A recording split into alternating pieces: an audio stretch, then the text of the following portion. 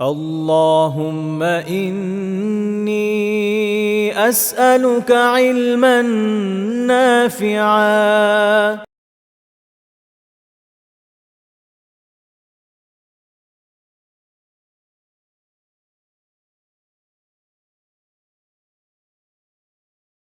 السلام عليكم ورحمة الله وبركاته.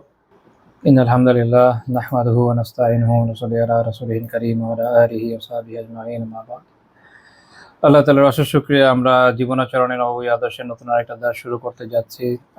আমরা নারীদের সাথে রাসূলুল্লাহ সাল্লাল্লাহু আলাইহি ওয়াসাল্লামের আচরণ নিয়ে আলোচনা গতদিন শুরু করেছিলাম। 4টা পয়েন্ট আলোচনা করেছি। আজকে ইনশাআল্লাহ তাআলা আরো কিছু আলোচনা করব। এই আলোচনাটা একটু দীর্ঘ হবে, অনেকগুলো পয়েন্ট আছে এখানে। তো পঞ্চম পয়েন্ট হচ্ছে যে তিনি উত্তম গুণের কারণে কুরাইশ নারীদের প্রশংসা করেছেন। এখন আরবে তো অনেক গোত্রীয় নারীরাই ছিল, বিশেষ করে মদিনাতে আওস এবং খাজরাজের নারীরা ছিলেন, আরও অন্যান্য গোত্রীয় মুসলিম নারীরা ছিলেন। কিন্তু রাসূলুল্লাহ সাল্লাল্লাহু আলাইহি ওয়াসাল্লাম স্পেসিফিকলি কুরাইশ বংশীয় নারীদের প্রশংসা করেছেন দুইটা কারণে। মানে এটা আমাদের আলোচ্য বিষয় ওই কারণেই যে ওই কারণ দুইটা আমাদের জানা দরকার, যেন আমাদের যারা বোনেরা আছেন তারাও যেন এখান থেকে শিক্ষা অর্জন করতে পারেন এবং ওই বৈশিষ্ট্যগুলোর ধারক ও বাহক হতে পারেন। সহিহ বুখারী ৫,৮২ নম্বর হাদিস, আবু হুরায়রা রাদিয়াল্লাহু তাআলা আনহু বর্ণনা করেন, নবী সাল্লাল্লাহু আলাইহি ওয়াসাল্লাম বলেছেন, খায়রু নিসাইন রাকিবনাল ইবিল সালিহু নিসাই কুরাইশ। উষ্ট্রারোহী মহিলাদের মধ্যে, এটাতে আসলে বোঝানো হচ্ছে যে আরব নারীদের মধ্যে কুরাইশ বংশীয় মহিলারা হচ্ছে সর্বোত্তম বা সবচেয়ে কল্যাণকর। এর কারণ কি? কারণ হচ্ছে উনি বলছেন যে আহনাহু আলা ওয়ালাদিন ফি সিগারিহ, তারা শিশু সন্তানদের প্রতি বা সন্তানদের প্রতি শৈশবে, তাদের যে শৈশব সেই সময়টা ফি সিগারি, তাদের যে শৈশব সেই সময় স্নেহশীল হয়, সে সময় স্নেহশীল হয়। ওয়া আরআহু আলা যাওজিন ফি যাতি ইয়াদিহি, এবং স্বামীর হাতে যা আছে সে বিষয়ে তারা উত্তম রক্ষণাবেক্ষণকারী হয়ে থাকে, উত্তমভাবে তার রক্ষণাবেক্ষণ করে থাকে। আমি এটা একটু আবিধানিক অনুবাদের দিকে গেছি, কারণ শাব্দিক যে অনুবাদ বিভিন্ন কি বলবো এটাকে একদম ব্যাখ্যামূলক অনুবাদ যদি করা হয় অনেক সময় মূল ভাবটা ফুটে ওঠে না। এই জন্য শাব্দিকটা অনুবাদ করে এখন আমি এটা ব্যাখ্যায় যাবো, ইউজুয়ালি যেটা করি। আমরা দেখলাম যে দুইটা বৈশিষ্ট্য যেটা কুরাইশী নারীদের মধ্যে বিশেষভাবে ছিল, এটা প্রশংসনীয় হওয়ার কারণে রাসূলুল্লাহ সাল্লাল্লাহু আলাইহি ওয়াসাল্লাম তাদের বিশেষভাবে প্রশংসা করলেন, যে দুটো গুণের কারণে তারা হচ্ছে কি আরবীয় নারীদের মধ্যে শ্রেষ্ঠ বা তাদের মর্যাদা অনেক বেশি। আমরা তো অনেক সময় আরবদের ওভারও শ্রেষ্ঠত্বের বিভিন্ন রেওয়ায়েত পাই, কিন্তু নারীদের জন্য স্পেসিফিকলি যে শ্রেষ্ঠত্বের কারণগুলো এটা এখান থেকে আমরা জানতে পারলাম। তো প্রথম গুণটা হচ্ছে কি আহনাহু আলা ওয়ালাদিন ফি সিগারিহি, তারা তাদের যে সন্তান, এদের যে শৈশবের সময়ে তাদের প্রতি তারা অনেক স্নেহশীল থাকে। যেটা এরকম হয় যে ইমাম ইবনু হাজার রাহিমাহুল্লাহ তাআলা উল্লেখ করেছেন ফাথুল বারীতে যে তারা অনেক বেশি তাদের প্রতি স্নেহ বাৎসল্য পরায়ণ হয়। কাজে এই প্রতি স্নেহ, এটা তো আসলে সকল নারীরই বৈশিষ্ট্য। ব্যতিক্রম থাকতে পারে, দুনিয়াতে অনেক কিছু ব্যতিক্রম থাকে, ব্যতিক্রম মূল না। মূল হচ্ছে যে মানুষের মধ্যে স্নেহ মমতা থাকে। আর আরেকটা বিষয় হচ্ছে যে অনেক সময় মানুষের মানসিক বা অন্যান্য সমস্যা থাকে, বিশেষ করে বাচ্চা হওয়ার পরে মেয়েদের মধ্যে কিছু সমস্যা যায়, পোস্টপার্টাম ডিপ্রেশন যায়, সো এগুলো ঠিক মতো কেয়ার না নিলে অনেক সময় অনেক ঝামেলা হয়ে যায়, এগুলো ব্যতিক্রম হিসেবে রেখে দিলাম। কিন্তু এমনিতে একজন নারী তার সন্তানের প্রতি স্নেহশীল হয়, এটাই স্বাভাবিক। কিন্তু স্পেসিফিকলি কুরাইশী নারীদের বৈশিষ্ট্য এখানে যে তারা একটু বেশি স্নেহশীল হয়। তার মানে হচ্ছে যে আপনি যদি আপনার সন্তানের প্রতি একটু বেশি স্নেহশীল হন, এটা বেশি ভালো, এটা নেগেটিভ না, এটা পজিটিভ। তো প্যারেন্টিং নিয়ে তো আসলে অনেক আলাপ আলোচনা আছে। এখন দেখবেন যে লাইক ভদ্রচিত প্যারেন্টিং চলছে, আবার একসময় খুব পিটাপিটাওয়ালা প্যারেন্টিং ছিল। আল্লাহ, আসলে এর মাঝখানে হচ্ছে সমন্বয়, কোনো কিছুই বেশি সুবিধাজনক না। আর প্যারেন্টিং এর মেথড এই প্রসঙ্গে আমি আল্লাহ আলাম, আমার যেহেতু বাবু এখন অনেক ছোট, সামনে বুঝতে পারবো, বাট থিওরিটিক্যালি পড়ে বা বিভিন্ন জনের বিভিন্ন বিষয় দেখে যতটুকু বুঝলাম যে আমাদের অন্যান্য সকল বিষয়ের মতো না, এই এই এই ব্যাপারগুলোতেও পশ্চিমের চর্বিত চর্বণ একটু বেশি হয়ে যাচ্ছে। একটা কথা মনে রাখেন যে থিওরি যে জায়গাতে ডেভেলপ করে এটা জরুরি না দুনিয়ার সব জায়গাতে অ্যাপ্লিকেবল হবে। আমি আমার পার্সোনাল এক্সপিরিয়েন্স থেকে বলি, যারা আমাকে চেনেন জানেন যে আমি একসময় ঢাকা ইউনিভার্সিটি ম্যানেজমেন্টের স্টুডেন্টও ছিলাম। তো আমাদের অনেক থিওরি ওই সময় পড়া হয়েছে, আমরা গ্রিফিনের বই পড়েছি, আবার মার্কেটিংয়ে কোটলার এবং অন্যান্যদের বই পড়ে, জাস্ট খুব ফেমাস কয়েকজন রাইটারের কথা বললাম। তো এগুলো অনেক বিষয় ছিল যেগুলো আমরা পড়ার পরে বাস্তব জীবনভাবে অ্যাপ্লিকেশন পাইনি। আমার একজন টিচার ছিলেন, আল্লাহ আলম এখন আছেন কিনা, মাঝখানে একটু ওনার কিছু ইস্যু হয়েছিল, এই জন্য নাম বলছি না। মার্কেটিং উনি পড়েছিল, তো উনি খুব ভালো একটা কোম্পানিতে একসময় আগে মার্কেটিংয়ে ছিলেন, ঢাবিতে জয়েনের আগে। তো উনি তারপর পরে থিওরি পড়ানোর পরে বললেন যে দেখো, যে যত থিওরি দেখলাম এগুলো ম্যাক্সিমাম আসলে অ্যাপ্লিকেবল হবে না। কেন হবে না? কারণ হচ্ছে থিওরিগুলো ডেভেলপ হয়েছে ইউএসএতে, তো ওখানকার যে পরিবেশ ওইটা আমাদের এখানে সব ক্ষেত্রে অ্যাপ্লিকেবল থাকে না। এরপরে মার্কেটিংয়ের আরেকটা ক্লাসে আমাদের আরেকজন টিচার, যিনি তখন মাত্র পিএইচডি করে আসেন ইউএস থেকে, তো উনি ব্যাখ্যা করলেন বেশ কিছু থিওরিতে। দেখেন এই যে বিষয়গুলো না, সে কেন ফেল করে, থিওরিগুলো কেন ফেল করে, এটার উপর অনেকগুলো কেস স্টাডি উনি আমাদের করিয়েছিলেন। বিভিন্ন দেশে বিভিন্ন প্রতিষ্ঠানের বিভিন্ন মার্কেটিং স্ট্র্যাটেজি কেন ফেল করলো, এটা ছিল টপিক। তো ওখানে আলোচনার মধ্যে দেখা গেছে যে তারা থিওরিকে বেস করেছে ঠিক আছে, কিন্তু যে দেশে তারা গেছে ওখানে পরিবেশের কিন্তু মিলেনি। তো এই জন্য আপনি যে কোনো জিনিস দেখেন, এগুলো অনেক কিছু সাবধানতার সাথে দেখতে হয়। যেমন আমাদের দেশে যারা মেডিকেল প্র্যাকটিস করেন, ডক্টররা, আমার এখানে আমার ক্লাসের ডক্টর আছেন, আপনারা জানেন, আমার থেকে ভালো জানেন, কারণ আমি তো আসলে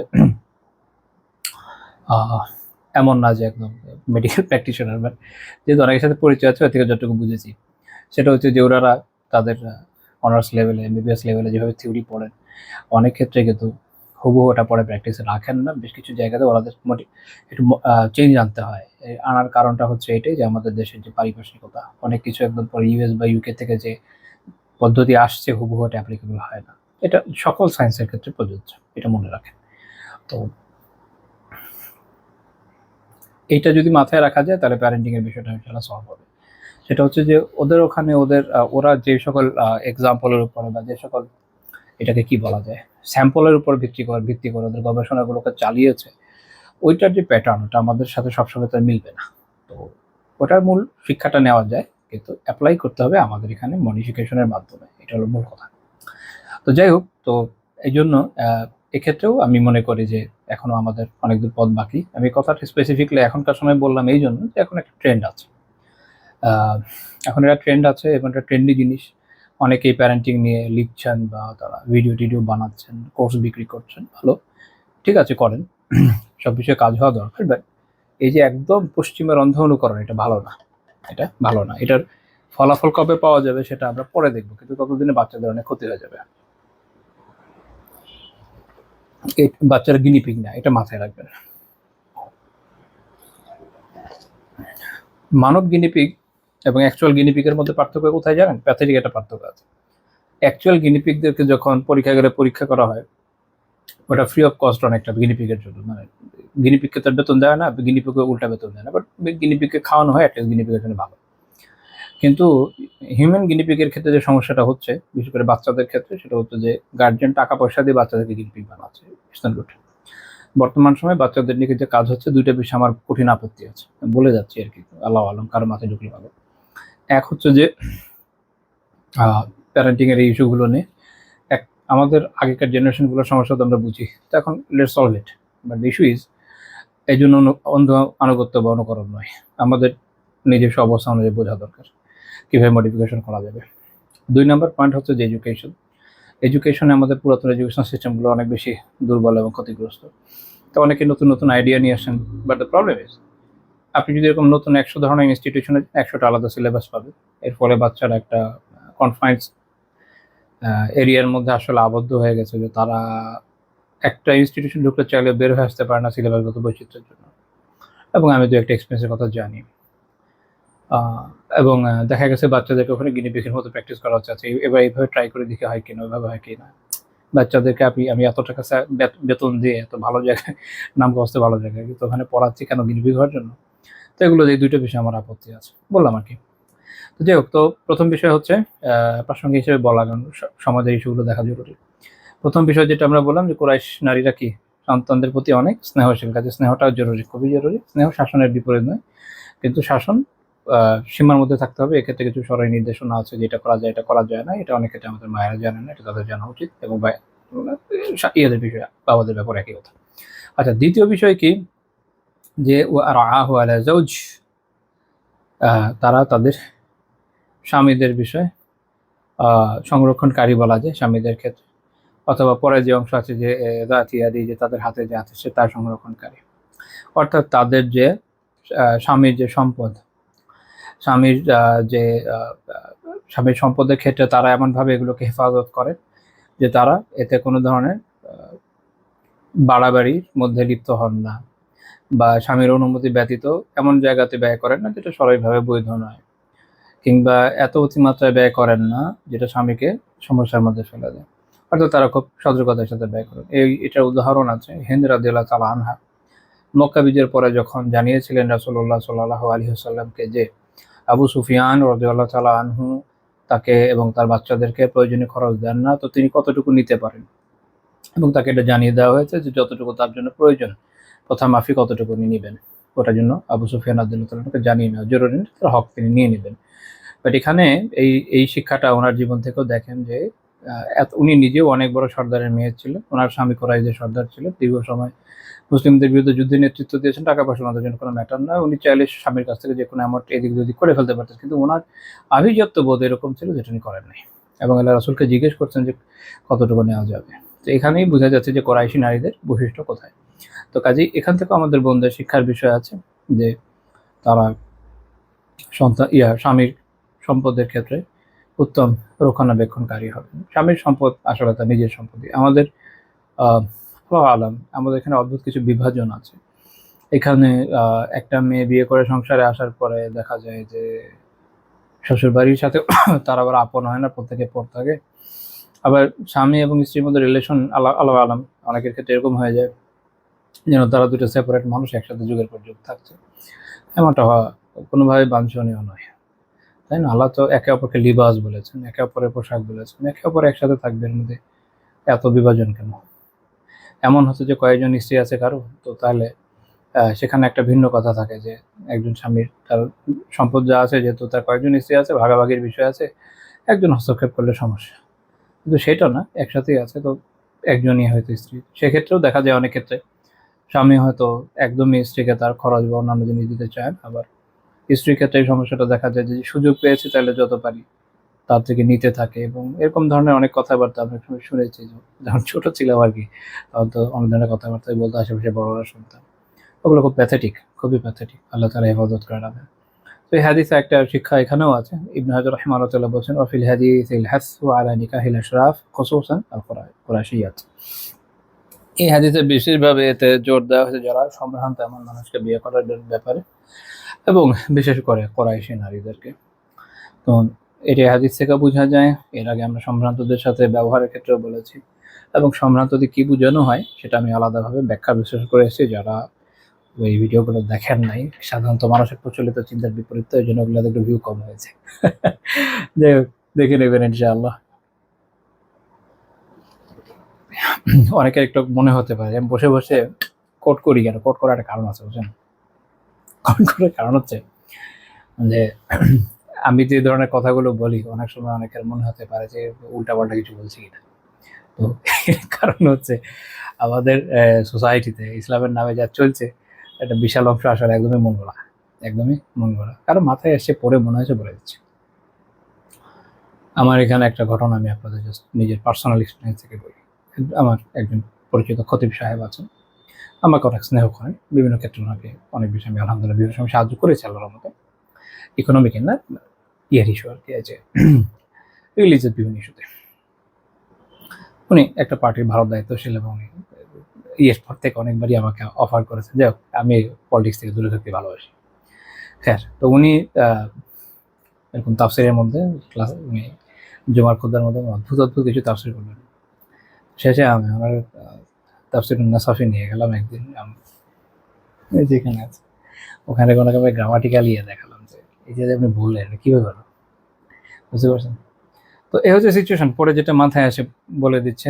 তো অ্যাজ এ রেজাল্ট মানুষের মধ্যে অন্যরকম কিছু চিন্তা গ্রো করেছে, যারা মনে করছে এটা ইসলাম। বিষয়টা এরকম না, বরং এই জন্যই আমি একটা চেষ্টা করি প্রাচীন উলামার কোট করতে, যখন সবাই এই বিষয়ে একমত যে এইসব আলিমদের জামানা ইসলাম যা ছিল পারফেক্টই ছিল, এবং তারা আমাদের থেকে ভালো ইসলাম বুঝিয়েছেন। সো লেটস কোট দেম, যেন আমাদের অন্তত এতটুকু তাসাল্লি থাকে, যা শিখছি ভালো শিখছি। ওকে, 6 নম্বর পয়েন্ট, নারীদের তালিমে তিনি বিশেষ গুরুত্ব দিতেন এবং তাদের জন্য পৃথক সময় নির্ধারণ করেছিলেন। এটা খুবই গুরুত্বপূর্ণ বিষয়, যে সমাজের একটা বিশাল অংশ, আচ্ছা বিশাল অংশ মানে সমাজের মনে করেন 50%ই তো, কোনো কোনো দেশে 60% হয়ে গেছে, আর হচ্ছে নারী। এখন তাদের তালিম তো জরুরি নাকি? এলম অর্জন খালি পুরুষদের জন্য তো আবশ্যক না, নারী পুরুষ উভয়ের জন্যই আবশ্যক। সার্টেন লেভেল, কে কতটুকু পর্যন্ত যাবে এটার উপরে নির্ভর করে। কিন্তু তার একদম ফজল আইন যে এলম বা কেউ যদি আরও শিখতে চায় তার জন্য প্রত্যেকেরই গুরুত্ব আছে। তো খুব স্বাভাবিক যে এই জন্য নারীদের আলাদা সময় নির্ধারণ করা জরুরি। বিশেষ করে সাহাবীদের ব্যাপারে আপনারা দেখবেন যে রাসূলুল্লাহ সাল্লাল্লাহু আলাইহি ওয়াসাল্লাম ওনারা যেভাবে বেষ্টন করে থাকতেন, তো নারী সাহাবীদের জন্য এটা খুব কঠিন ছিল যে তারা ওখান থেকে সবসময় কি করবে, ইলম অর্জন করবে। কারণ বিভিন্ন বর্ণনায় দেখা যায় আল্লাহ রাসূল বসে আছেন, চারপাশে সাহাবীরা আছেন। তো নারীদের শিক্ষার উপায় হচ্ছে এক জুমার খুতবা। আল্লাহ রাসূল সাল্লাল্লাহু আলাইহি ওয়াসাল্লাম জুমায় অনেক লম্বা খুতবা দিতেন না। এছাড়া কখনো কখনো জুমা ছাড়াও উনি বিভিন্ন ভাষণ দিতেন, যেমন কিয়ামতের আলামতের ভাষণ যেদিন দিয়েছিলেন সকাল থেকে অনেক লম্বা সময় নিয়ে দিয়েছেন, এরকম বিভিন্ন সময় দিয়েছেন। এই ধরনের ভাষণগুলো উন্মুক্ত, পুরুষরা সামনে থাকতো, মাঝখানে বাচ্চারা থাকতো, শেষে নারীরা থাকতো, এটা ছিল বিনা সময়। তো স্বাভাবিক অনেক সময় ভালো মতো শোনাও যেত না, বাট একদম যেত না মনে করার কারণে, কারণ মসজিদুন নবী আসলে অনেক ছোট ছিল, এখনকার স্ট্রাকচার অনুযায়ী অনেক ছোট ছিল। তো ওনারা এখানে যতটুকু পারতেন ইলম নিতেন। এছাড়া বিভিন্ন সময় তাকে প্রশ্ন করা যেত। আমরা এর আগে আলোচনা করে দেখেছি যে অনেকের কোনো প্রশ্ন থাকলে রাস্তাতে ওনাকে জিজ্ঞেস করলে কোনো আপত্তি করতেন না, উনি উত্তর দিয়ে দিতেন। তো এরকম বিভিন্ন ক্ষেত্রে ওনাদের ইলম অর্জন করতেন। ধারাবাহিক জানার যে একটা ব্যাপার, এটাও তো জরুরি। তো সেই হিসাবে একজন সাহাবিয়া তিনি আল্লাহ রাসূল সাল্লাল্লাহু আলাইহি ওয়াসাল্লামের কাছে এসে বললেন, ইয়া রাসূলুল্লাহ যাহাবা রিজালু বিহাদিসিক, তো পুরুষরা তো আপনার হাদিস নিয়ে গেল, মানে তারাই আপনার সাথে সবসময় থাকছে, শুনছে, আমাদেরও তো শেখা দরকার। ফাজআলনা মিন নাফসিক ইয়াওমা নাআতিকা ফি, আপনি আমাদের জন্য নিজের থেকে একটা দিন নির্ধারণ করে দেন, ওই দিন আমরা আসবো, নারীরা আসবো আলাদাভাবে, তাদের আপনার থেকে জানবো। তো আল্লিমুনা মিম্মা আল্লামাকাল্লাহ, এবং আমরা আপনার কাছ থেকে ওই জিনিস শিখবো যে আল্লাহ আপনাকে শিখিয়েছেন। এখানে অনেক গুরুত্বপূর্ণ একটা ইলমের বিষয় আছে এই অংশটা থেকে। এটা সহিহ বুখারী 7310 নম্বর হাদিস। ইমাম বুখারী রাহিমাহুল্লাহ এই অধ্যায়ের নামই দিয়েছেন বাবু তালিমিন নবী সাল্লাল্লাহু আলাইহি ওয়াসাল্লাম উম্মাতাহু মিনার রিজালি ওয়ান নিসা মিম্মা আল্লামাহুল্লাহু লাইসা বিরাইন ওয়ালা তামসীল, যে নবী সাল্লাল্লাহু আলাইহি ওয়াসাল্লাম উম্মার পুরুষদের এবং নারীদেরকে শিখিয়েছেন কোত্থেকে? মিম্মা আল্লামাহুল্লাহ, আল্লাহ তাকে যা শিখিয়েছেন, অর্থাৎ ওয়াহী থেকে। লাইসা বিরাইন ওয়ালা তামসীল, কোনো রায় দিয়ে না, নিজস্ব মতামতের উপর ভিত্তি করে না, এবং তামসীল বা কিয়াসের মাধ্যমেও না। ইবনে হাজার রাহিমাহুল্লাহ তাআলা বলছেন আল মুরাদ বিতামসীলি কিয়াস, তামসীল উদ্দেশ্য হচ্ছে কিয়াস করা। কিয়াস হচ্ছে কি, ওয়া ইসবাতু মিসলি হুকমিন মালুম ফি আখার ইশতিরাকিহিমা ফি ইল্লাতিল হুকম। কিয়াস হচ্ছে কি একটা বিষয়ের ধরেন দুইটা বিষয়ের যে মূল ইল্লা, মূল কার্যকারণ একই, তখন একটাতে যে বিধান আছে এটাতে আরেকটাতে আরোপ করা, এটা হচ্ছে কিয়াস। কিয়াস আমরা সবসময় করি, ইলমের জন্য এটা জরুরি হয়। অধিকাংশ ইলম অ্যাকচুয়ালি কিয়াস থেকে আসে। এটা হচ্ছে আপনি বলতে পারেন ইলম থেকে উদ্গত বিষয়। যেমন আমি আগে উদাহরণ দিয়েছি, যেমন প্রত্যেকটা কুলুমাসকেরিন খামার, প্রত্যেকটা এমন বিষয় যা মানুষের মেধাকে বিলুপ্ত করে, মানুষকে নেশাগ্রস্ত করে, এটা হচ্ছে খামার, মদ। আর প্রত্যেকটা মদই হারাম। তো ওই জামানাতে যা মদ ছিল, এখন তো মদ অনেক নতুন ধরনের মদ এসে, তাই না? ধরেন রুশরা কিছু একটা বানালো, স্প্যানিশরা কিছু একটা বানালো, আবার এলএসডি আরও কি ধরনের ড্রাগস তৈরি হলো, যেগুলো আসলে একটু ডিফারেন্টলি মানুষ নেয়। আগে একসময় ড্রাগস ছিল যেগুলো, মদ ছিল যেগুলো মানুষ গিলে ফেলতো, এখন নাক দিয়ে টেনে নেয়, ইনজেকশন নেয়, বিভিন্নভাবে নেয়। কিন্তু মূল কারণ কি, ইল্লাতটা কি, কার্যকারণ কি, যেটার জন্য এটা হারাম হচ্ছে, সেটা হচ্ছে তার যে বোধ লোপ হয়ে যাওয়া। তো এরকম দিনে যেটা কম হোক বেশি হোক, পুরোটা কি হয়ে যাবে, খামার হবে, মদ হবে, ওটা নিষিদ্ধ হবে। এখন এই যে মিলিয়ে আমরা বললাম যে এটা হারাম হলো, এটা তো কি আছে। তো উনি আর রয় বা মতামত এটা আরো ব্যাপক আম।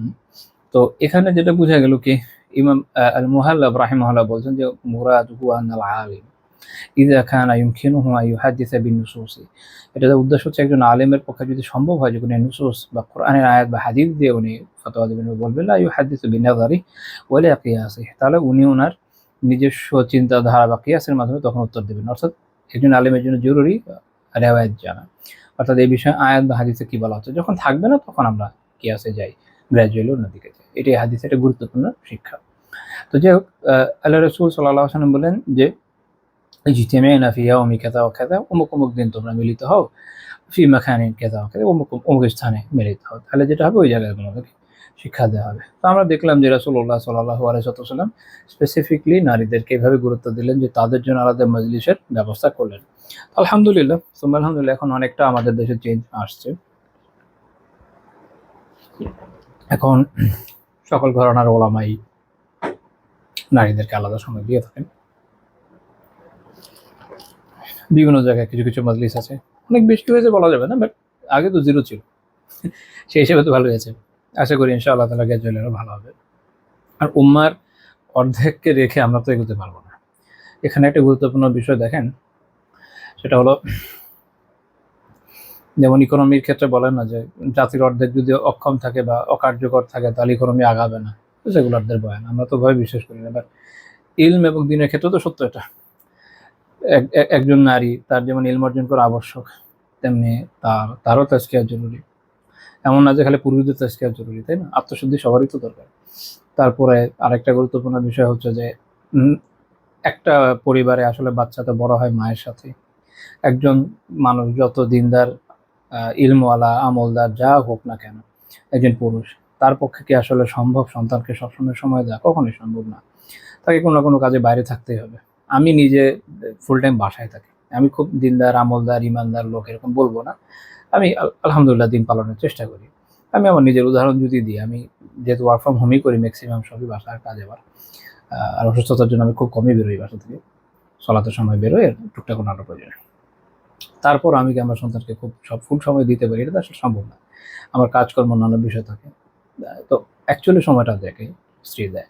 এখন তার মধ্যে যদি দিনে ইলম না থাকে, তার মধ্যে যদি দিনের চেতনাটা না থাকে, তো সন্তানের তারবিয়ত কীভাবে হবে? তো এটা তো অসম্ভব যে আপনি স্ত্রীদেরকে, নারীদেরকে, তাদেরকে আপনি ইলম শেখাবেন না বা তাদেরকে দিনের পথে এগিয়ে নিয়ে আসবেন না, আশা করবেন সন্তান একজন বিশাল বড় ওলিয়া হবে। এটা কি আর হবে? এটা নট পসিবল, এটা কোনোভাবে সম্ভব না।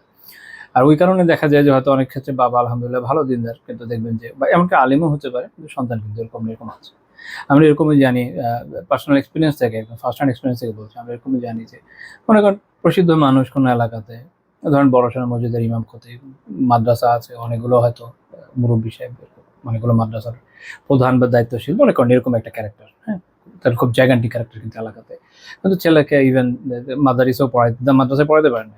কেন? পরিবারের বাধা ছিল, তো ওয়াইফ কোনোভাবে রাজি নেই, কোনোভাবে মানাইতেও পারে না। গ্র্যাজুয়ালি ওই ছেলে আর কি অবস্থা চালা যায় আই ডোন্ট নো, লাস্ট কবে দেখেছি তাও ভুলে গেছি। এটা আমি একটা উদাহরণ হিসেবে বললাম যে এটা খুবই ক্রিটিক্যাল, এটা খুবই ক্রিটিক্যাল। এখন তার ওয়াইফ কি পর্দানশীল না? হ্যাঁ পর্দানশীল। তার ওয়াইফের কি একদমই দিনই বোঝায়, নামাজ পড়ে না? হ্যাঁ সবই করে। তো সমস্যা কোন জায়গায়? সমস্যা হচ্ছে যে দিনের একটা চেতনা বলে বস্তু আছে, বুঝছেন, স্পিরিট। এই স্পিরিট যদি আপনার মধ্যে না থাকে না, আপনি যদি মাদ্রাসা থেকেও পড়েন, ডাজন্ট ম্যাটার। এই জন্য দেখবেন যে মানুষ এমনও বলবে মাদ্রাসায় পড়ে আমার জীবনে বিশাল বড় ভুল হয়ে গেছে। মাদ্রাসায় আপনি ব্যবসা করতে গেছেন, ওখানে আপনি গেছেনই তো আল্লাহর দিনের ইলম শেখার জন্য, ওইটা শিখতে পারছেন কিন্তু হচ্ছে কথা। যদি না পারেন তাহলে আসলেই ভুল হয়েছে।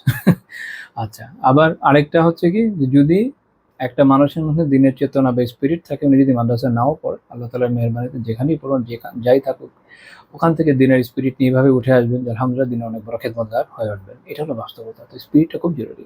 আর ওই স্পিরিট ইলম ছাড়া হবে না, ওই স্পিরিটটা তারবিয়ত ছাড়া হবে না, উত্তমভাবে তাজকিয়া ছাড়া হবে না, এবং সেটা নারীদের বাদ দিয়েও হবে না। ওটা ছাড়া আপনি পুরো জাতিকে কখনোই হতে পারবেন না। আল্লাহ শুকরে যে আলহামদুলিল্লাহ এখনো হচ্ছে, কিন্তু আমি বলবো না যে খুব হয়ে যাচ্ছে, বাট আল্লাহ যদি তৌফিক দেন হয়তো একসময় অনেক ভালো হবে। অ্যাটলিস্ট আমি আমাদের জীবদ্দশায় যতটুকু দেখছি এটাই তো আগে আশা করিনি। আচ্ছা, 7 নম্বর পয়েন্ট, নারীদের উদ্দেশ্যে। আচ্ছা, এখানে একটা পয়েন্ট আমি যেটা বলতে ভুলে গেছিলাম, সেটা হচ্ছে ইমামরা এটা নিয়েও আলোচনা করেছেন যে এই হাদিস থেকে এটাও বোঝা যায় যে এটা শাসকের জন্য বা শাসকের জন্য খুব জরুরি যে তার নারীদের দিনই শিক্ষার দিকে তাকে অবশ্যই মনোনিবেশ করতে হবে। কেউ কেউ ওয়াজিব বলেছেন। আচ্ছা, 7 নম্বর পয়েন্ট, নারীদের উদ্দেশ্যে তিনি গুরুত্বের সাথে ওয়াজ করেছেন এবং তাদেরকে আখিরাতের কথা স্মরণ করিয়ে দিয়েছেন। আহ, বিষয়টা এরকম না যে শুধু পুরুষ সাহাবীদের উদ্দেশ্যে ওয়াজ করেছেন বা তাদেরকে আখিরাতের কথা, আল্লাহ তাআলার কথা স্মরণ করেছেন, এমন না। নারী সাহাবীদেরও সমান গুরুত্বের সাথে করেছেন। এবং বিশেষ করে এই প্রসঙ্গে এটাও আপনারা দেখবেন যে বিভিন্ন রায়াত আছে, সহিহ বুখারীতে আছে, মুসলিমে আছে, যে ঈদের দিন ঈদগাহে জামাতে নারীরা আসতেন, পুরুষদের নারীদের সবাইকে রাসূলুল্লাহ সাল্লাল্লাহু আলাইহি ওয়াসাল্লাম বিশেষভাবে ওয়াজ করতেন। আর নারীদের উদ্দেশ্যে ওয়াজের একটা ঘটনা আমরা পেয়েছি মুসলিমের ৭৯ নম্বর হাদিসে। আব্দুল্লাহ বিন ওমর রাদিয়াল্লাহু তাআলা আনহু বর্ণনা করেন যে রাসূলুল্লাহ সাল্লাল্লাহু আলাইহি ওয়াসাল্লাম বলেছেন, ইয়া মাশার নিসা, হে নারীরা। এটা মূলত ঈদের জামাতের একটা ঘটনা, যে আল্লাহ রাসূল সাল্লাল্লাহু আলাইহি ওয়াসাল্লাম জামাতের খুতবা সালাতের পর খুতবা শেষ হওয়ার পর নারীদের কাছে এসে তাদেরকে আলাদাভাবে ওয়াজ করেছেন, কারণ যেহেতু ঈদের ময়দান হতো অনেক বড়, তো ওখানে নারীরা অনেক সময় শুনতে পেত না, যেহেতু সামনে পুরুষ থাকতো। আর আপনার মনে রাখতে হবে ঈদের জামাত এত বড়, কারণ ঈদের জামাতে আশেপাশ থেকে আরো লোক আসতো যারা হয়তো বক্তিয়ার সময় ভাবে আসতো না, তো কাজেই এখানে মানুষ অনেক বেশি, তো তারপরে আবার বাচ্চারা থাকবে, নারীরা থাকবে, এই এই অনুযায়ী নারীরা যেহেতু পিছনে থাকছেন, পর্দার ইস্যু থাকে, তাহলে রাসূল সাল্লাল্লাহু আলাইহি ওয়াসাল্লাম এই জন্য পরবর্তী সময়ে এসে আবার আলাদাভাবে তাদেরকে নসিহত করতেন। এখান থেকে আলিমরা একটা শিক্ষা নিয়েছেন, সেটা হচ্ছে যে যদি এরকম হয় যে নারীরা শুনতে পাচ্ছে না, তাদেরকে আলাদাভাবে ফিতনামুক্তভাবে কোনো আলিম যদি এসে নসিহত করা বৈধ। তবে এখনকার সময় তো আলহামদুলিল্লাহ আমাদের অন্য পদ্ধতি আছে, যেমন আমি এখান থেকে বসে বসে বলছি, আপনারা শুনছেন, আলহামদুলিল্লাহ। জরুরি না কাছে গিয়ে আলাদা একটা সমাবেশে বয়ান করা, বা যদি কেউ করে লাউড স্পিকারের মাধ্যমে হতে পারে, কোনো সমস্যা নেই। তো যাই হোক, তো উনি এসে বলেন কি মাশারা নিসা, হে নারীরা, তাসাদ্দাকনা, তোমরা সাদাকা করতে থাকো, আকসিরনাল ইস্তিগফার, বেশি বেশি ইস্তিগফার করো। দুইটা বিষয় বলেছেন, কি করতে বলেছেন? সাদাকা এবং ইস্তিগফার, এটা তো সবারই করা জরুরি, কিন্তু বিশেষভাবে নারীদের করতে বলেছেন। এখন আমাদের বোনদের থেকে শিক্ষা নেওয়া দরকার কি, তারা যেন বেশি বেশি সাদাকা করেন এবং ইস্তিগফার করেন।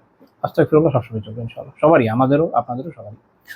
এখন তিনি কারণ বলছেন, ইন্নী রাআইতুকুন্না আকসার আহলিন নার, মানে আমি তোমাদেরকে জাহান্নামে অনেক বেশি দেখেছি, বা জাহান্নামীদের মধ্যে বেশিরভাগ তোমাদেরকে দেখেছি।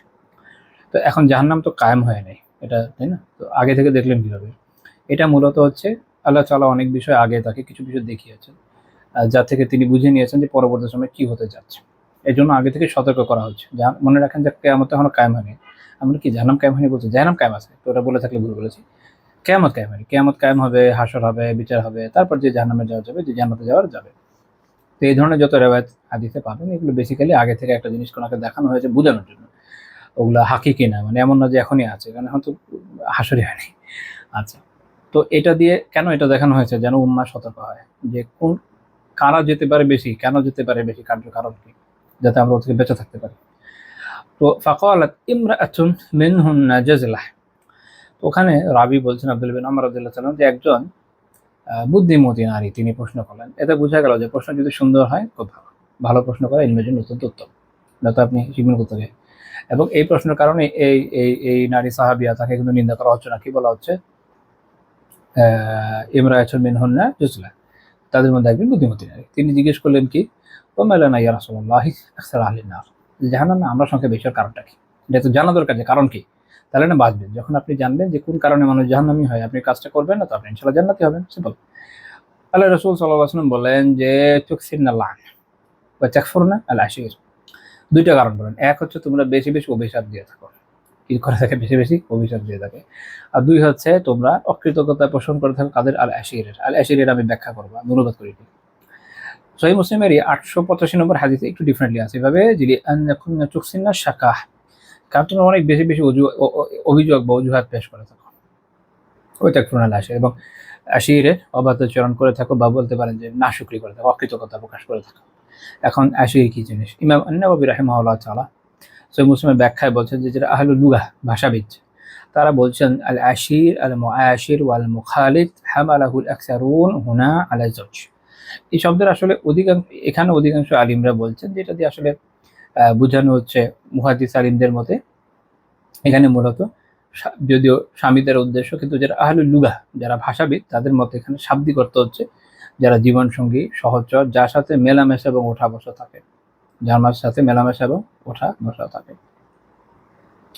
তো কাজে এখানে মূল কথা হচ্ছে ওয়া হুয়া কুল্লু মুখালিত, যার সাথে আপনি মিশবেন সবাই আসলে এই শব্দের ভিতরে পড়ে। স্পেসিফিকলি কখনো কখনো একটা হাদিসের যেটা হয়, আচ্ছা এটা আরেক ক্রিটিক্যাল আলোচনা, ওখানে এখন আমরা ঢুকবো না, জাস্ট এটুকু মনে রাখেন, যেটা হচ্ছে যে আলিমদের মধ্যে ফিকহে ইখতিলাফের একটা বড় কারণ, যতগুলো কারণ আছে, অনেকগুলো কারণ থাকে, তার মধ্যে একটা হচ্ছে হাদিস বা আয়াতের শব্দের অর্থ নির্ধারণে। একটা শব্দের অনেক ধরনের অর্থ থাকে, কোনোটা অতি প্রচলিত থাকে, কোনোটা রূপক থাকে, কোনোটা অতি প্রচলিত না, একটু কম প্রচলিত থাকে। কোনটাকে প্রাধান্য কোন সময় দেওয়া হবে, এটা একটা ইখতিলাফের জায়গা হয়। একই হাদিস থেকে দেখবেন আলাদা মাসালা বের হয়। আবার কখনো সবগুলোকে, এটা একটা ইখতিলাফ থাকে যে সবগুলো অর্থকে কি বহন করবেন একসাথে, নাকি কোনো একটাকে করবে বাকিগুলোকে করবে না।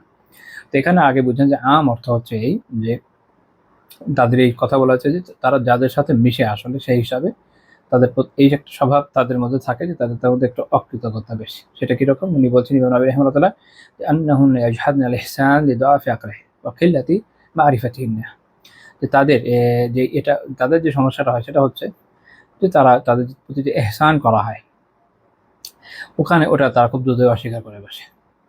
মনে হয় এটা আসলে হয়েছে কি যে তাদের আবেগ অনেক বেশি, নারীদের ক্ষেত্রে কি আবেগ অনেক বেশি। আবেগ বেশি থাকার কারণে অনেক ক্ষেত্রে যেটা হয় যে কারোর সাথে কোনো একটা হয়তো ঝগড়াঝাটি হয়ে গেছে বলে দিবে তুমি তো সুবিধার নয়। কোনো কোনো জায়গাতে আছে যে এরকম বলে যে তোমার কাছে কখনো কোনো আমি ইয়ে পাইনি, সুখ পাইনি, এরকম কোনো একটা একটা জায়গাতে আছে।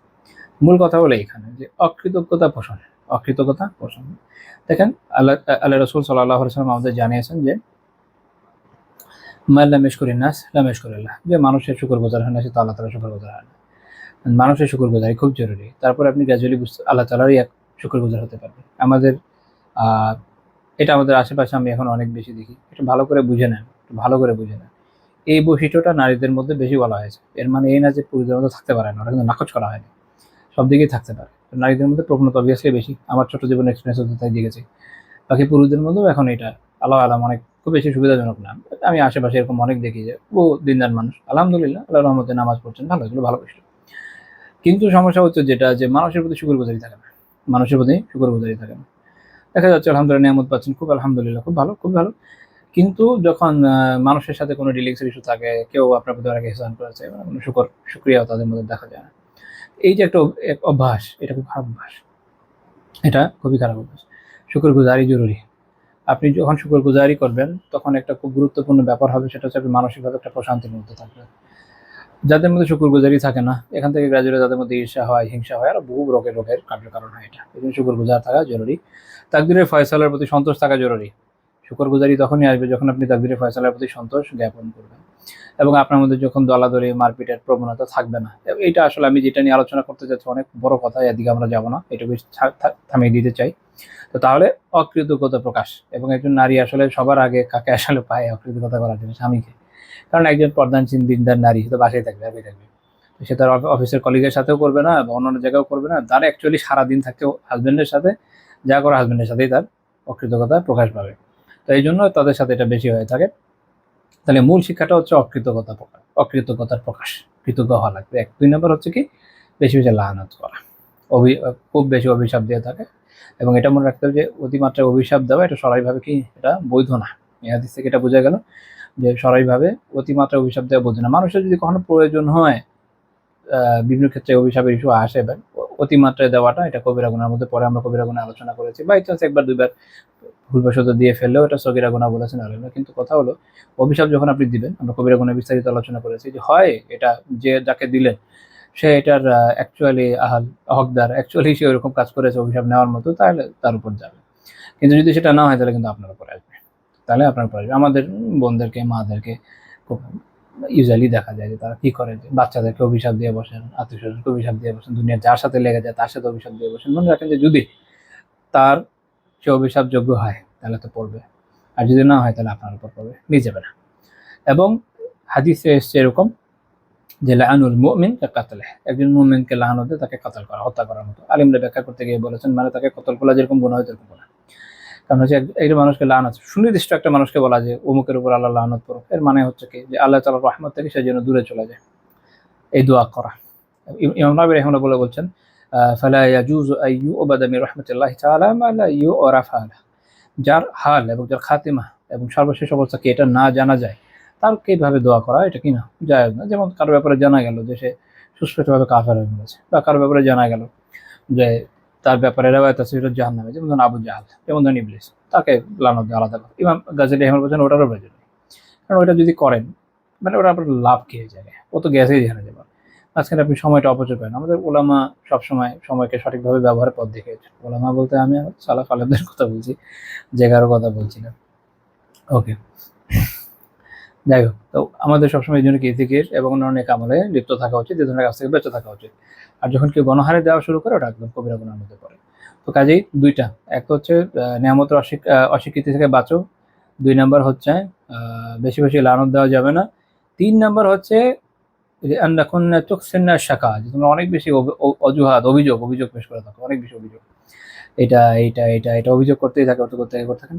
তো এই জন্য এটা ভালো বিষয় না। তো এখন দেখেন এই যে 3 ধরনের গুনাহ, প্রথম কথা এগুলো থেকে তো বাঁচা জরুরি, এটা বাঁচা জরুরি। এখন এখান থেকে বাঁচার জন্য এবং যে গুনাহ হয়ে যায় তা মাফ করার জন্য আল্লাহ রাসূল শিখিয়ে দিলেন কি করতে, তাসাদ্দাকনা, তোমরা সাদাকা করো, সদকা করবো, আকসিরনাল ইস্তিগফার, বেশি বেশি ইস্তিগফার করবো, দুইটা। তো এরপরে যেটা হলো, আল্লাহ রাসূল সাল্লাল্লাহু আলাইহি ওয়াসাল্লাম এভাবে বলার পরে নারী সাহাবীর উপস্থিত যারা ছিলেন তাদের ব্যাপারে বর্ণনাকারী বলছেন ফাজআলানা ইয়াতাসাদ্দাকনা মিন হুলিয়িহিন্না, তারা এমনকি তাদের যে অলঙ্কারাদি এটা পর্যন্ত দান করা শুরু করলেন।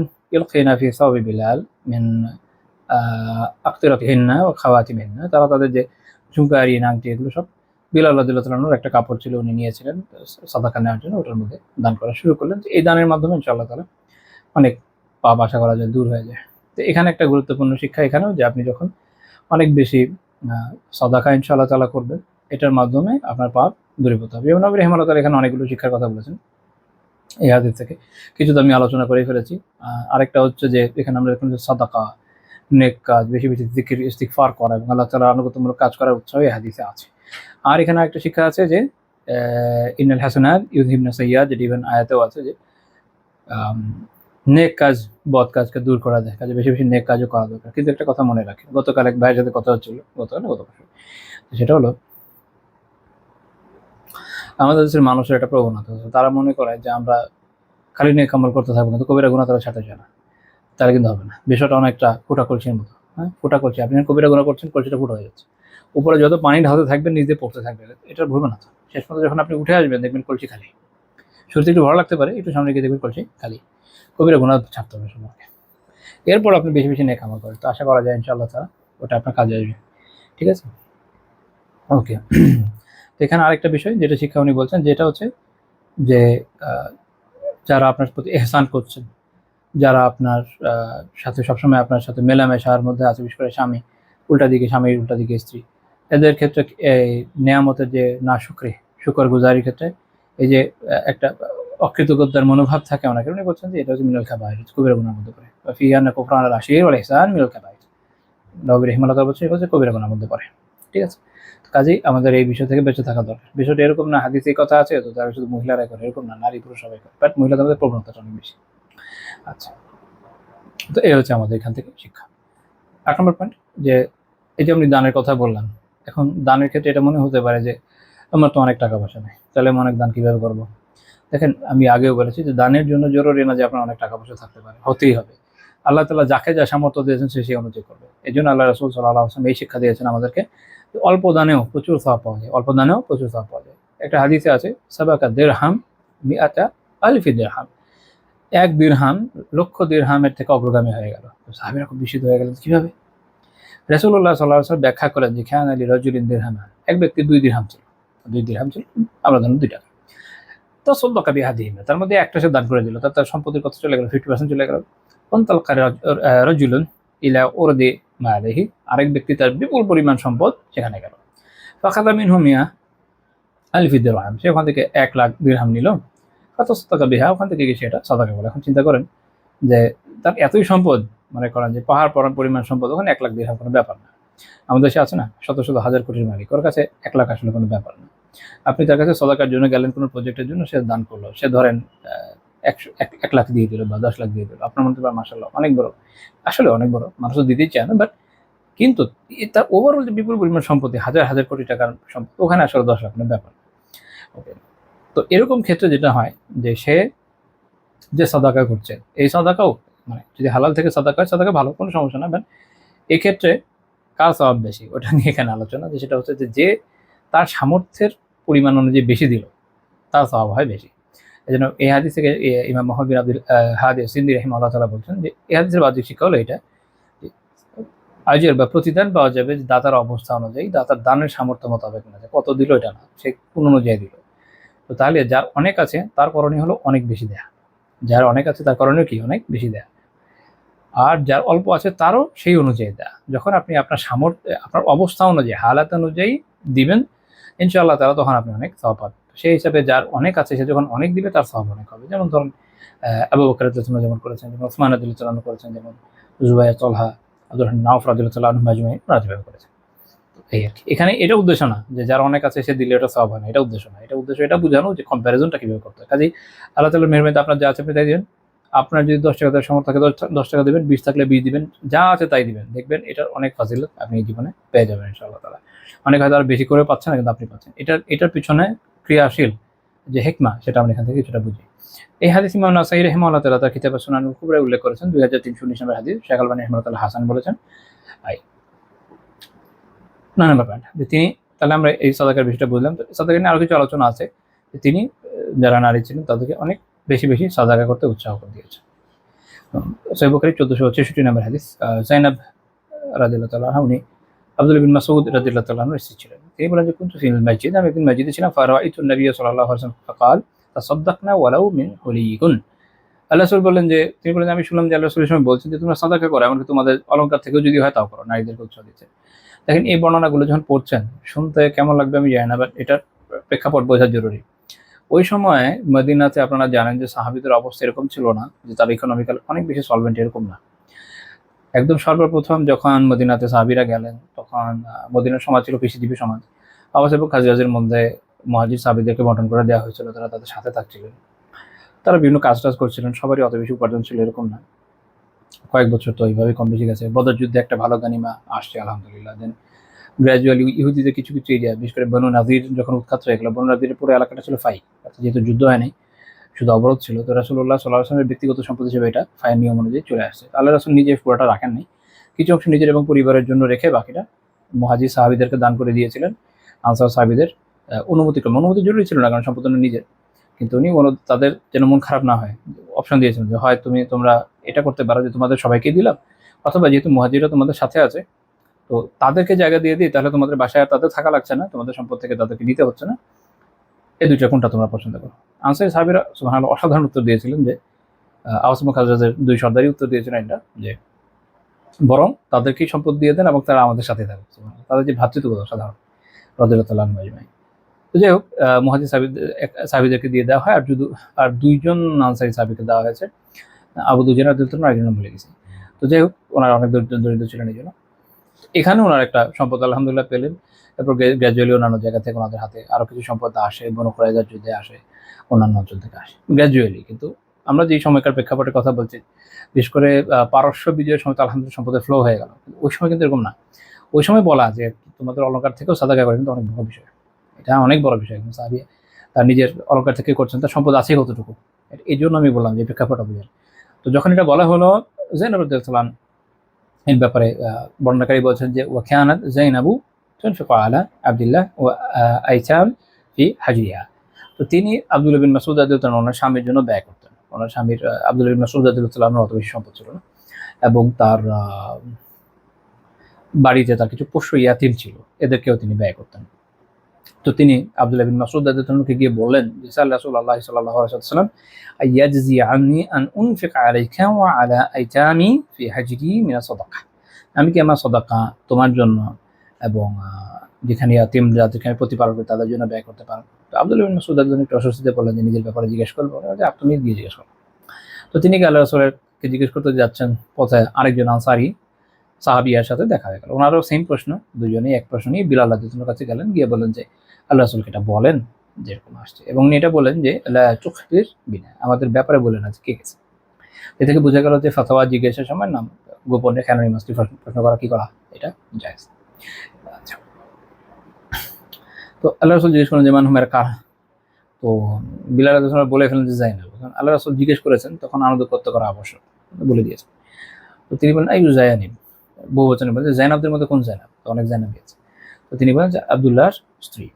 আল্লাহ রাসূল তাকে উত্তর দিলেন যে নাম, হ্যাঁ, আল্লাহ আজরান, তার জন্য দ্বিগুণ আজর, দ্বিগুণ সওয়াব, আজরুল কুরাবাহ ওয়া আজরুস সাদাকাহ। এক হচ্ছে যে নৈকট্যের সওয়াব, আর একটা হচ্ছে সাদাকা সওয়াব। অর্থাৎ যখন তুমি তোমার নিকট আত্মীয় লোকদেরকে সাদাকা করবে তখন এটার জন্য এক হচ্ছে নৈকট্যের সওয়াব, সাদাকা সওয়াব তো পাবাই, নৈকট্যের সওয়াবও পাবা, কারণ এটা তো নিকট আত্মীয়, এটা একটা আলাদা সওয়াব আছে। এই জন্য ইমাম বুখারী রাহিমাহুল্লাহ তাআলা বলছেন আর রাউদুল মুরবিতে ওয়া ইউসান্নু দাফউহা ইলা আকারিবিহি আল্লাযী লা তালজামুহু মু'নাতুহু। সদাকা জাকাতের বিষয়ে, যেটা এমন আত্মীয় স্বজনকে জাকাত প্রদান করা সুন্নাহ যাদের ভরণ পোষণের যে দায়িত্ব এটা ব্যক্তির উপর ওয়াজিব নয়। উনি উদাহরণ দিচ্ছেন কা খালিহি ও খালাতিহি, যেমন খালা, মামা, খালা, আলা কাদরি হাজাতিহিম, তাদের নিজের নিজের প্রয়োজন অনুযায়ী দিবে। আল আকরাবু ফাল আকরাব, এরপর যারা যত বেশি নিকটবর্তী হয় ওই অনুযায়ী যাবে।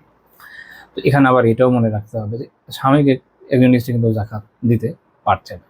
উনি বলছেন ওয়ালা ইলা যাওজিন ফালা ইউজিউহা দা'ওয়া যাকাতিহা ইলাইহি ওয়ালা বিল-আকস, অর্থাৎ স্বামী এবং স্ত্রী একে অপরকে জাকাত দেবে না। এখানে আসলে মূলত নফল সাদাকার মাসালা ছিল, উনি নফল সাদাকা করে কোনো সমস্যা নেই। বাট এখানের বিষয় হলো স্বামী স্ত্রীর ভরণ পোষণ করে থাকে, এটা তার দায়িত্ব, এই জন্য সে জাকাত দেবে না। আর স্ত্রীর ক্ষেত্রে উল্টা। বাট এটা নিয়ে আলাদা কিছু মতভেদ আছে। শাফি রাহিমাহুল্লাহর অবস্থান হচ্ছে যে সে দিতে পারে, কারণ স্বামী অ্যাকচুয়ালি স্ত্রীর পোষ্য নয়। হ্যাঁ, ওইটা আমরা ইখতিলাফে যাচ্ছি না, বললাম আর কি, এটা একটা ফায়দা জানা থাকা গেলে।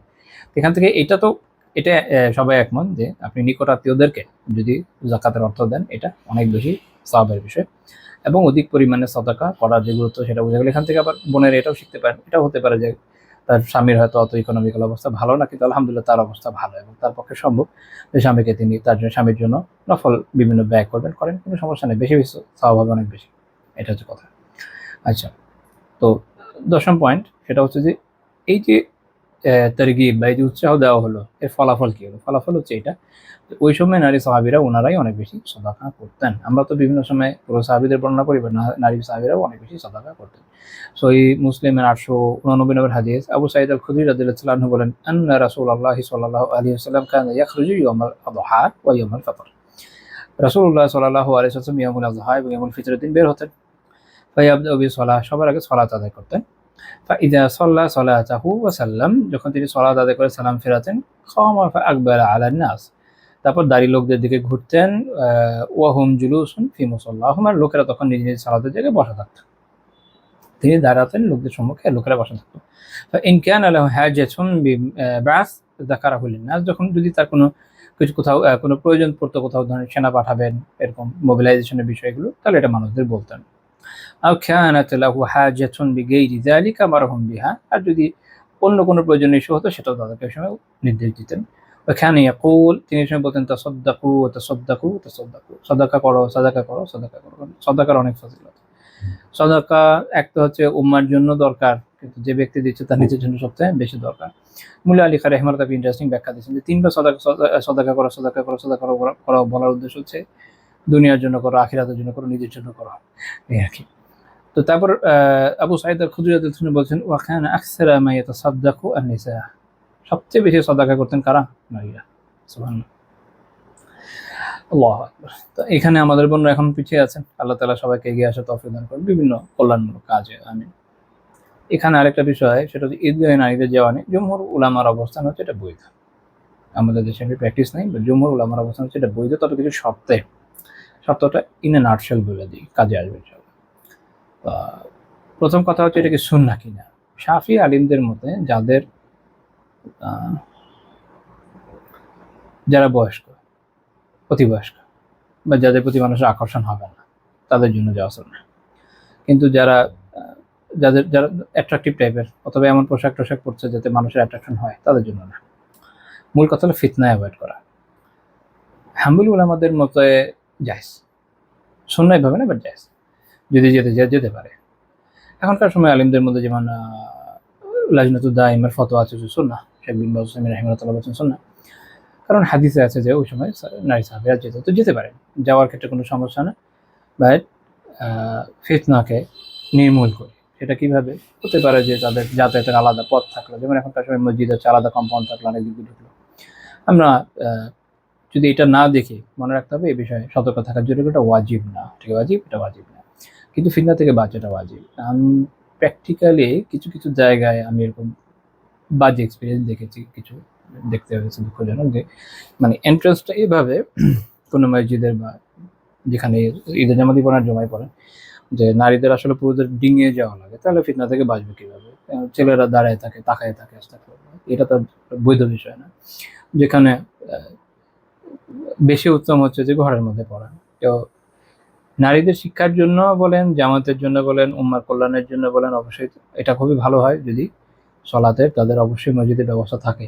কারণ আমাদের দেশে এটা খুব প্যাথেটিক যে আপনি কোথাও যাবেন, একটা মেয়ের সলাতের ব্যবস্থা করা খুব টাফ, খুবই টাফ।